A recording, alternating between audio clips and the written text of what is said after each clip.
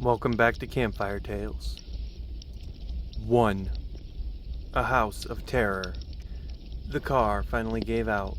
Jeff hits the dashboard in frustration. It was bad enough that his car had to break down, but at night, in the rain, in the middle of God knows where, it was a fitting end to his bad week. This week had seen his wife leave him, taking his kids with her, and he had been demoted at his job. And now he was forced to go back on the road as a salesman.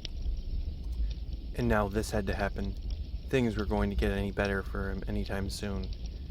Jeff decided that he might as well try to find a way out of this mess. He'd considered waiting in his car for another car to come by and help him. The road wasn't often used though. It might take hours for Jeff. He decided to just first walk down the road to see if there was anything.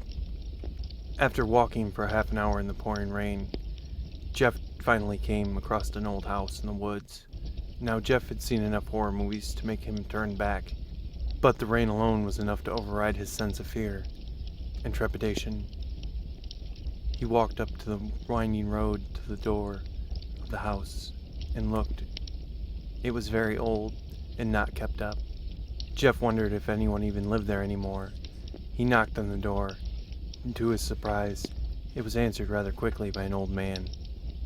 He looked about in his 70s and asked him what he wanted.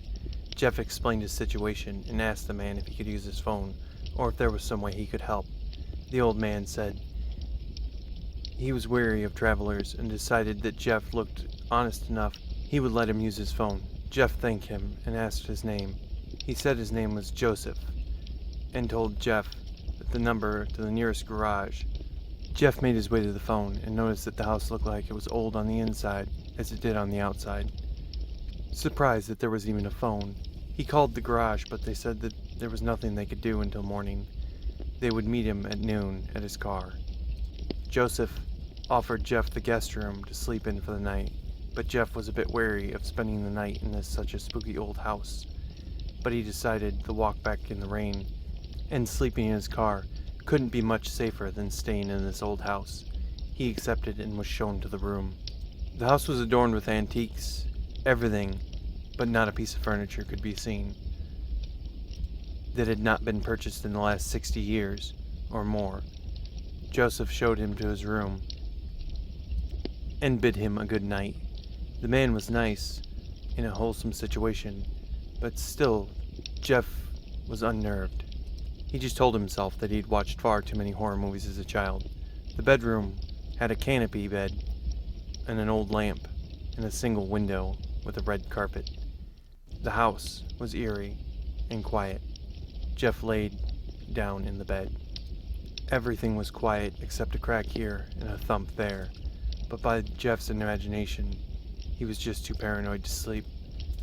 As he heard Joseph outside the room walking up and down the hallway, he went up and down, and he went to the footsteps stopped right outside Jeff's door, and waited, but nothing happened. A half an hour passed, and yet he heard nothing except the rain beating outside and the wind howling. The storm blew on. Finally, sleep slowly overcame Jeff. Even in his nervous state, he slowly closed his eyes and thought they could be almost hear something scratching at the door. Jeff awoke. The storm had passed, and the daylight was shining through the window and the curtains. Happy, and his nervousness was for nothing. Jeff got out of bed and checked his watch. He had slept until 11:20. He had to leave quickly before the people for the garage got to his car. Leaving the room, he was greeted by Joseph and asked him if he had slept well. Jeff replied that he had, although he had some trouble falling asleep. Joseph laughed and asked if he was afraid of the old house in the middle of nowhere. Jeff admitted that maybe he was a bit afraid, and he felt silly now. He thanked Joseph and said he had to leave quickly to get to his car. He turned to leave, and then suddenly, something banged into his head, and everything went quiet and dark.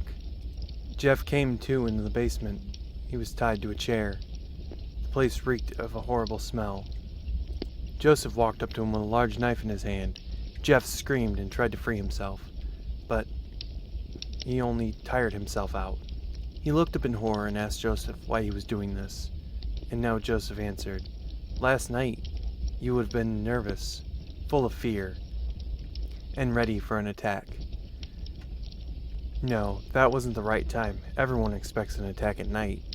But during the morning, people are more relaxed, and for the fear is low, making them blind to any chance of harm. Jeff asked him again why he was doing this. He said, "What about the people from the garage? They'll be looking for me.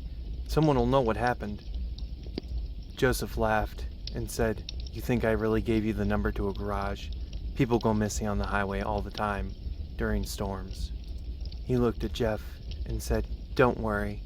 You don't have to worry about anything anymore." The last thing Jeff did was scream. 2. Don't turn off the light.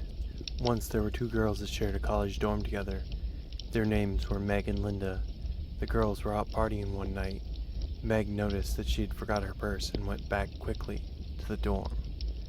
Without turning on the light, she walked in and grabbed the purse, and she returned to the party later on in the night. Linda got tired and she left to the dorm. The next morning, Meg went back to their dorm. The police officers were outside. "Officer, what's the problem?" she asked. There had been a murder. "Oh my God, please let me see." "No, it's a bit sloppy," said the officer.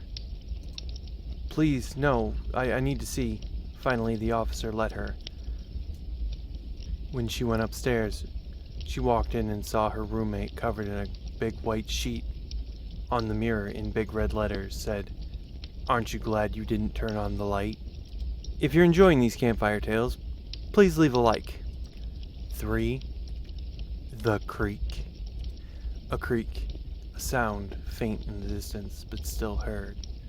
Crack, something stepped on or trampled. The man sits in his room reading. The room is still except for the quiet fire burning. A creak, just the house settling, nothing more. Crack, perhaps a small animal outdoors. Whoosh, was that the wind? The man stands up and peeks out the window. A clear night is all he sees. A full moon, brilliant in the sky. Laughing at his nervousness, he returns to his book. Creak, the man slightly chuckles at the sound. Crack, how could he have been scared of the sound? Whoosh, must just be the breezy night. Thump, did that come from within the house? The man stares into the fire, trying to calm his jangled nerves. Crack, crack, creak, whoosh. Will the sound never cease? Thump, thump, thump, thump, thump, thump. He thinks the sounds are getting closer. He shuts the book and closes his eyes and thinks of something but creak, thump, crack, thump, whoosh, thump, thump, thump, thump. A pause. The man moves quietly and slowly towards the door, with nervousness. Thump. A step back. Thump. Yes, it's getting closer. Thump. He stares at the door, trying somehow to see through it. Thump. He reaches slowly for the doorknob, his hands shaking, no longer able to take, not knowing. Creak. A loose floorboard outside the door. Thump. He slowly opens the door. A scream. And silence. Horrible silence. Thank you for listening to these campfire tales, and if there's any that you would like me to read, please comment them and I will look for them.